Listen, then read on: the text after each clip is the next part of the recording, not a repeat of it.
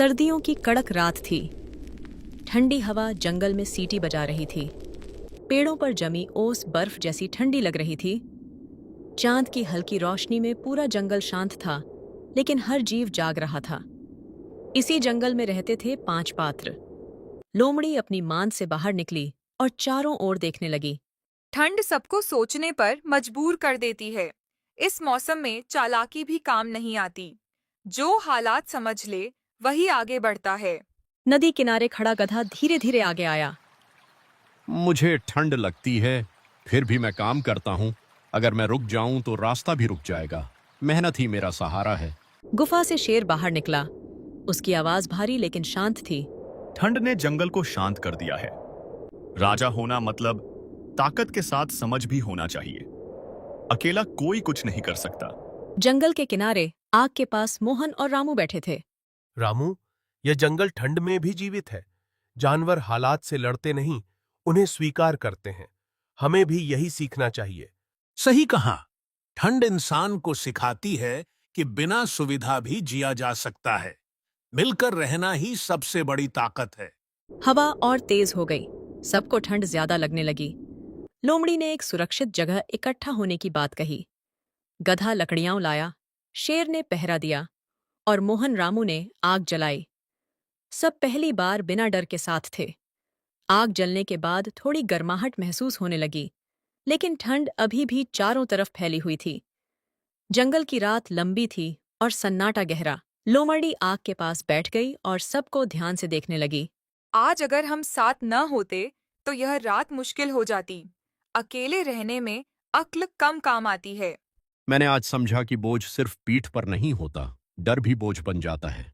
सब ठीक है, कोई खतरा नहीं। लेकिन ठंड खुद एक परीक्षा है। मोहन ने आग में और लकड़ियां डाली।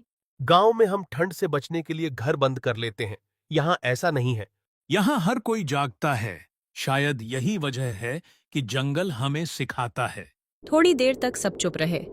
सिर्फ आग की आवाज और हवा की सरसराहट थी। ठंड ने सबको थका दिया था, लेकिन नींद किसी को नहीं आ रही थी। लोमड़ी ने आसमान की ओर देखा। ठंड हमें रोकती नहीं, बस धीमा करती है। जो रुक जाता है वही हारता है। मैं रोज चलता हूँ, कभी तेज कभी धीमा, पर रुकता नहीं। राजा भी वही होता है जो हालात के हिसाब से खुद को बदले। मोहन आग के पास हाथ सेंकते हुए बोला। हम इंसान अक्सर खुद को सबसे ऊपर समझते हैं, लेकिन आज ऐसा नहीं लग रहा। आज सब बराबर हैं। सबको ठंड लग रही है। हवा अचानक तेज चलने लगी। आग की लपटें हिलने लगीं। गधा उठकर खड़ा हुआ और लकड़ियां लाने चला गया। लोमड़ी ने रास्ता दिखाया। शेर ने दूर से नजर रखी। मोहन और रामू आग को बुझने से बचाने लगे। कुछ देर बाद गधा वापस आया। लकड़ियां मिल गईं। ठंड में रास्ता भी अलग लगता है। जब साथ हो तो रास्ता आसान हो जाता है। आज कोई छोटा बड़ा नहीं है, सब जरूरी है। जंगल फिर से शांत हो गया, लेकिन अब उस शांति में डर नहीं था, बल्कि समझ थी। सुबह होने लगी थी, लेकिन सूरज अभी पहाड़ियों के पीछे छुपा हुआ था। रात की ठंड अब और गहरी लग रही थी। हवा में नमी थी और जमीन ठंडी होकर पत्थर जैसी सख्त हो चुकी थी। जंगल धीरे धीरे जाग रहा था। लोमड़ी सबसे पहले उठी और दूर तक नजर डालने लगी। सुबह की ठंड सबसे ज्यादा मुश्किल होती है। रात में शरीर थका होता है और सुबह नई ताकत चाहिए होती है। इस समय अगर दिमाग शांत न रहे तो छोटी सी गलती भी बड़ी परेशानी बन सकती है। गधा धीरे से खड़ा हुआ। उसके पैरों में अकड़न थी, लेकिन उसने कुछ नहीं कहा। मेरा शरीर थका हुआ है, यह मैं मानता हूँ, लेकिन अगर मैं अभी रुक गया तो आगे बढ़ना और कठिन हो जाएगा। मैं धीरे चल सकता हूँ, बोझ उठा सकता हूँ, बस थोड़ा धैर्य चाहिए। मेहनत कभी तुरंत फल नहीं देती, पर रास्ता जरूर दिखाती है। शेर भी उठ गया। उसकी आवाज में आज कठोरता नहीं, बल्कि जिम्मेदारी थी। रात हमने निकाल ली, यह अपने आप में जीत है। अब हमें ऐसा फैसला लेना है जिससे सब सुरक्षित रहें। राजा होने का मतलब यह नहीं कि मैं अकेले आगे बढ़ूं, बल्कि यह है कि मैं सबको साथ लेकर सही दिशा दिखाऊं।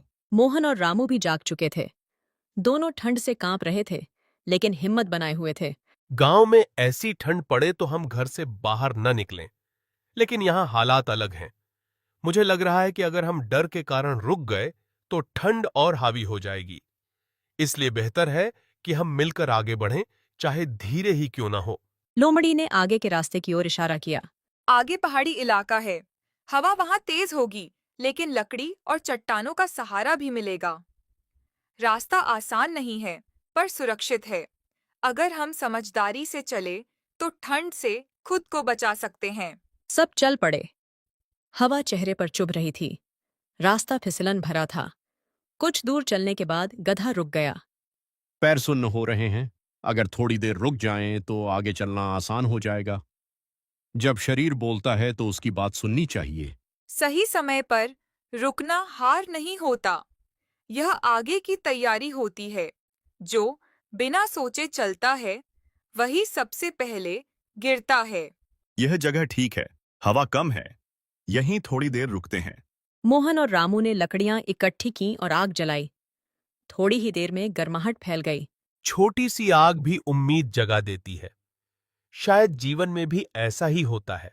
हाँ, जब हालात ठंडे हो जाते हैं, तब साथ और भरोसा ही सबसे बड़ी गर्मी बनते हैं। दूर पहाड़ियों के पीछे से सूरज की हल्की किरण दिखाई दी। सबने राहत की सांस ली। देखो, हर ठंड के बाद रोशनी आती है। बस हमें टिके रहना होता है। सूरज ऊपर चढ़ता जा रहा था। उसकी किरणें अब पेड़ों के बीच से छनकर जमीन तक पहुंचने लगी थीं। जहां रात को ठंड ने सबको सिकोड़ा था, वहां अब हल्की गर्मी फैल रही थी। जंगल धीरे धीरे जाग चुका था। हवा अब चुभती नहीं थी, बल्कि ताजगी दे रही थी। सब आगे बढ़ते हुए एक जगह रुक गए। लोमड़ी ने पीछे मुड़कर सबकी ओर देखा।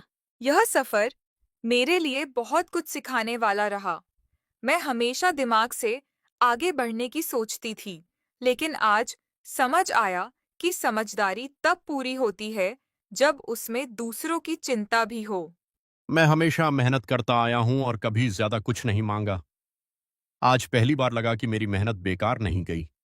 जब सबने साथ दिया तो बोझ हल्का लगने लगा। इस यात्रा ने मुझे राजा होने का नया मतलब सिखाया।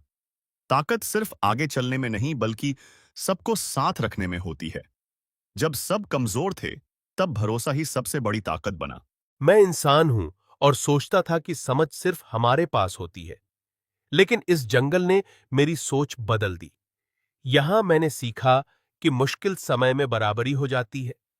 ठंड, डर और संघर्ष सबको एक जैसा बना देते हैं, और तभी इंसानियत की असली पहचान होती है।